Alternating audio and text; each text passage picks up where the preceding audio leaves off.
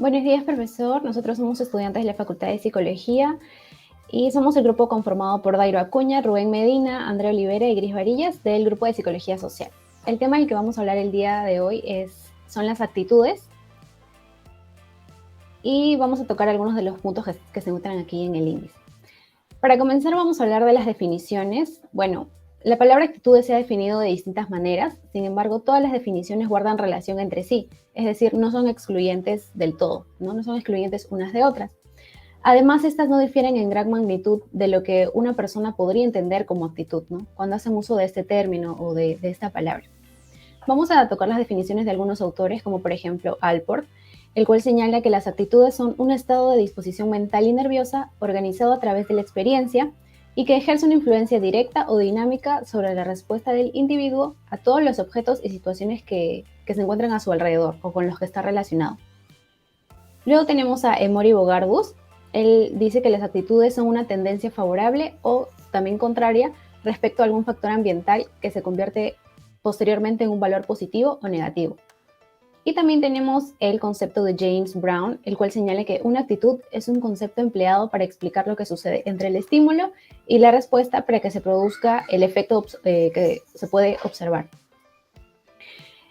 Siguiendo el punto de vista de este último autor, que es James Brown, él plantea 4 niveles de cambios de actitudes que varían en cuanto a profundidad y por lo tanto también varían en grado de disponibilidad de ser cambiados o modificados.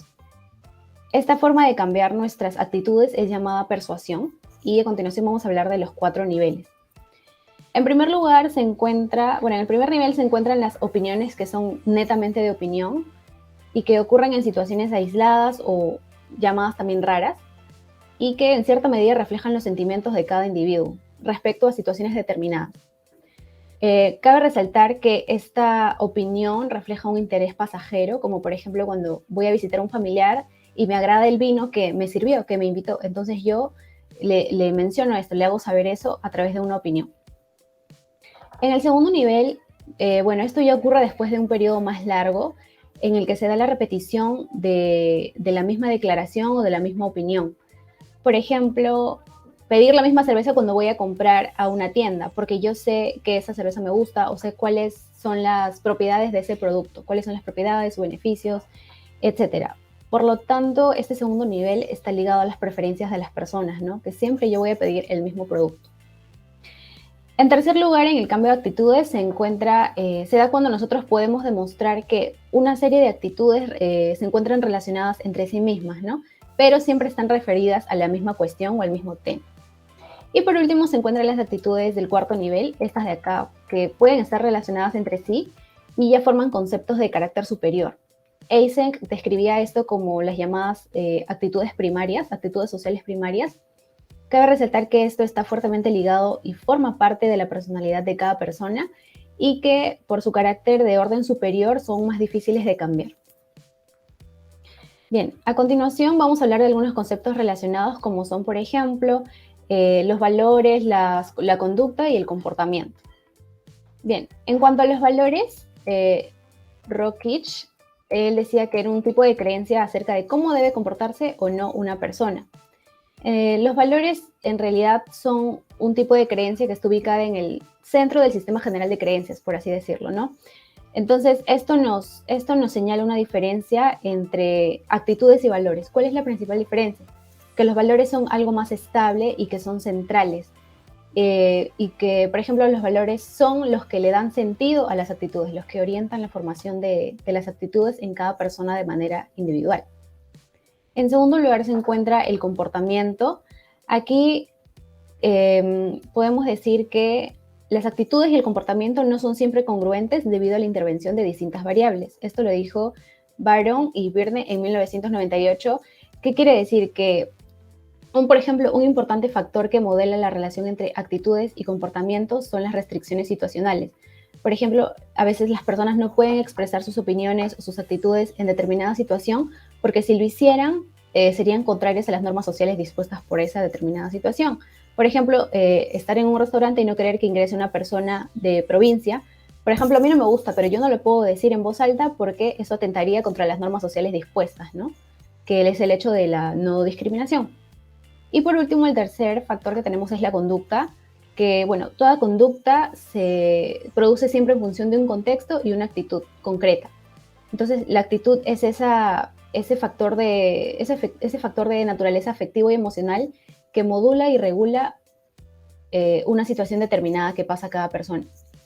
Entonces, las actitudes y las acciones ponen en evidencia una característica fundamental de las personas, que es que las personas siempre somos inestables en cuanto a actitudes, a comportamiento, y que siempre nos encontramos en proceso de construcción y de deconstrucción para adaptarnos a cada contexto que se nos presente.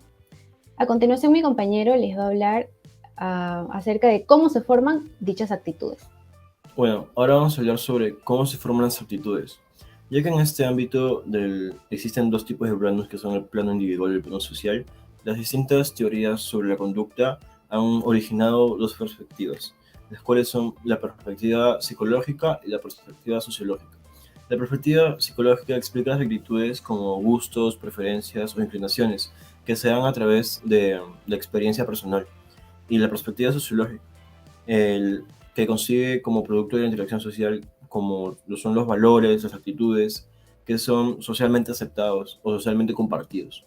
A raíz de estas dos perspectivas, se puede decir que las actitudes surgen como una relación del sujeto con el medio, donde los prejuicios, las costumbres, los valores sociales juegan un papel importante en este surgimiento. También podemos ver otras perspectivas o teorías, como lo son la teoría funcionalista, que explica que las actitudes aparecen por una razón pragmática, para determinadas funciones o para la satisfacción de alguna necesidad. Se buscan dos tipos, como dije en un comienzo, se toman actitudes para lograr un objetivo, para satisfacer una necesidad, y el segundo tipo sería cuando existe una relación positiva con alguna persona que comparte nuestras mismas ideas, nuestros mismos pensamientos, y tomamos actitudes referentes a esa persona. También está la teoría de la imitación, que sostiene que el ser humano, al ser un ser social, vive bajo la influencia de los estímulos como son actitudes, sentimientos, conductas de quienes nos rodean. Eso se puede dar a través de la familia, a través de los amigos, a través de una organización, ya que podemos obtener ciertas actitudes o ciertos elementos que influyen en nuestra forma de actuar. Y la teoría de refuerzo, que sostiene que las actitudes se forman por el refuerzo o castigo que aparece luego de una conducta determinada. Esto, por ejemplo, bueno, en los casos de los niños, cuando reciben un premio por ciertas actitudes o por ciertas acciones, que implica que posiblemente las siguen haciendo, y con el castigo se busca reprimir esas actitudes y evitar que se repitan. Bueno, ahora le doy pase a mi compañero Dairo. Bien, ahora pasamos con lo que son las características y para ello vamos a ver que hay algunas características que están muy asociadas en sí en cómo es que nos comportamos. En este caso es que no son innatas, eso se refiere a que las vamos aprendiendo. Eso puede ser porque papá, mamá nos lo enseñan, porque lo aprendimos en el colegio, porque lo vimos en la calle. Entonces, esas mismas actitudes, al ser aprendidas, también tienen una naturaleza dinámica. Esto refiere a que van a ir cambiando, de que se pueden presentar en cualquier momento, de que hay un constante dinamismo entre ellas mismas. Es por ello que también mencionamos que son transferibles. Esto refiere a que una misma actitud que, por ejemplo, yo tuve hace un año hacia un determinado estímulo, yo lo puedo repetir el próximo año hacia el mismo estímulo. Es decir, se transfirió esta actitud, no ha cambiado en nada. Otro punto es que también son impulsoras del comportamiento. Eso va referido a que esas mismas actitudes indican de que de cierta forma van a propulsar cómo es que tenemos una actitud, eso sea positiva o negativa. Es por ello que también mencionamos que hay una predicción, que eso puede ser tanto favorable como desfavorable. Eso independientemente de que esté bien o esté mal, simplemente es el conocimiento previo que tenemos hacia algo y cómo es que nos vamos a enfrentar a ello. Entonces, un punto, tal vez una pequeña definición entre las características de las actitudes, es que nos indican que es un conjunto organizado de creencias o convicciones, y eso lo vamos a entender un poco más en lo que son los componentes. El siguiente punto, como yo lo mencioné, son los componentes. En este caso tenemos tres. Comenzando con los componentes, vamos a tener lo que es el cognitivo, el conductual y el afectivo. Pero para ello, por ejemplo, pongamos un ejemplo. Supongamos que yo tengo un celular azul y que yo siempre tengo cierto rechazo a los celulares azules porque tanto mi papá como mi mamá me han indicado que ese tipo de celulares son muy frágiles. Entonces, aquí el componente cognitivo nos va a decir el conocimiento previo que yo tengo. ¿Cuál es el conocimiento previo a las ideas, los saberes que yo sé de los celulares azules? Es que son muy frágiles. Entonces son simplemente las ideas previas. Esto es independiente, como yo le he mencionado, de que sea correcto o incorrecto. Ahora pasamos al siguiente componente. El siguiente componente nos indica de que es conductual. En este caso, con el mismo ejemplo, es que si a mí mañana más tarde me ofrecen un celular azul, mi reacción va a ser, ok, no lo voy a comprar porque según yo sé de que ese tipo de celulares son muy frágiles. Entonces, este es el acto o la conducta a que se va a referir el individuo cuando se presentan ciertos estímulos. Y un punto muy importante aquí en los componentes es el componente afectivo, ya que es el grado emotivo, el grado afectivo que yo le doy a este tipo de estímulo, a este determinado factor que estoy enfrentando. Entonces, si a mí mañana más tarde voy a un centro comercial y una persona de determinada compañía me quiere ofrecer un paquete para comprar un celular azul, yo le voy a decir no, porque yo ya sé que este tipo de celulares son muy frágiles, estoy decidido a no comprarlo y aparte esto me genera cierto rechazo, cierto fastidio.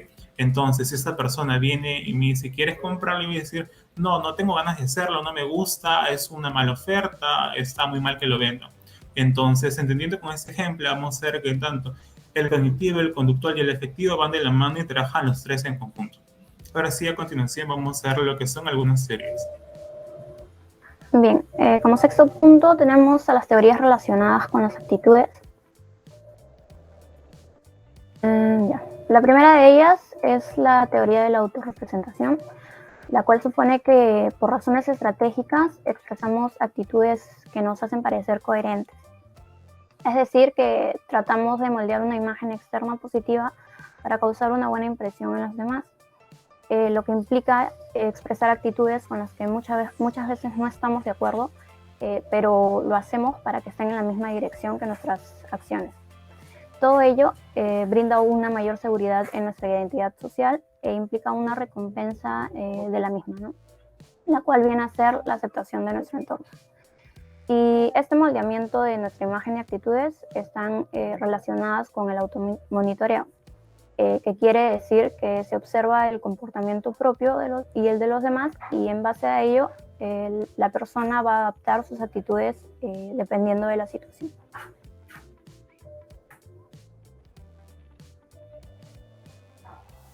Bien, continuando tenemos a la teoría de la disonancia cognitiva, la cual consiste en la tensión o desarmonía interna de las ideas, creencias y emociones que percibe una persona cuando tiene al mismo tiempo dos pensamientos que están en conflicto o por un comportamiento que entra en conflicto con sus creencias.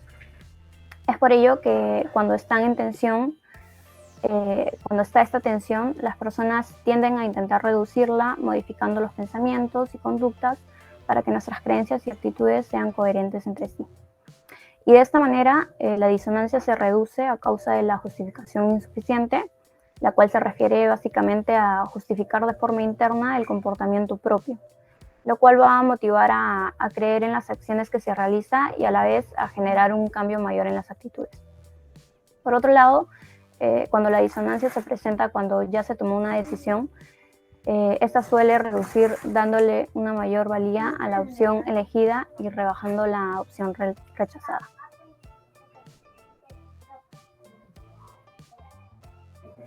Bien, como última teoría tenemos a la teoría de la autopercepción, la cual plantea que cuando se produce una disonancia cognitiva o cuando no estamos seguros de nuestras actitudes, no intentamos cambiar estas actitudes por la motivación de reducir nuestro malestar psicológico, sino que realizamos un proceso de atribución sobre el propio comportamiento. Y este proceso aparece para determinar nuestras propias actitudes, y para conseguirlo observamos nuestra conducta para saber cómo nos sentimos. Es decir, que utilizamos las claves de nuestra propia conducta y de los condicionantes externos para inferir cuáles son nuestros propios estados internos que pueden estar relacionados a nuestras creencias, actitudes, motivos y sentimientos, y todo ello con la finalidad de razonar las causas y determinantes más probables de nuestra conducta. Bien, ahora le doy pase a mi siguiente compañero. Bueno, ahora vamos a hablar sobre los instrumentos de actitudes y conducta. El primero fue el instrumento de actitudes y estrategias cognitivas sociales, que ese instrumento permite valorar los componentes actitudinales y cognitivos de los adolescentes en sus relaciones sociales.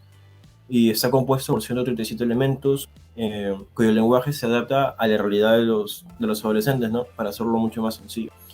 Ese instrumento se agrupa en 19 escalas que permiten evaluar lo que son competencias sociales de los adolescentes, como la sensibilidad social, la colaboración, la agresividad, la ansiedad, también el estilo cognitivo y la percepción social.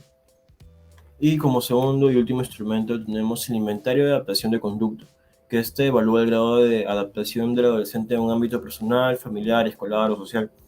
Y está compuesto por 123 afirmaciones que se distribuyen en diferentes situaciones, conductas y también sus pensamientos. Y esta prueba está diseñada para evaluar a adolescentes entre 12 y 18 años de edad.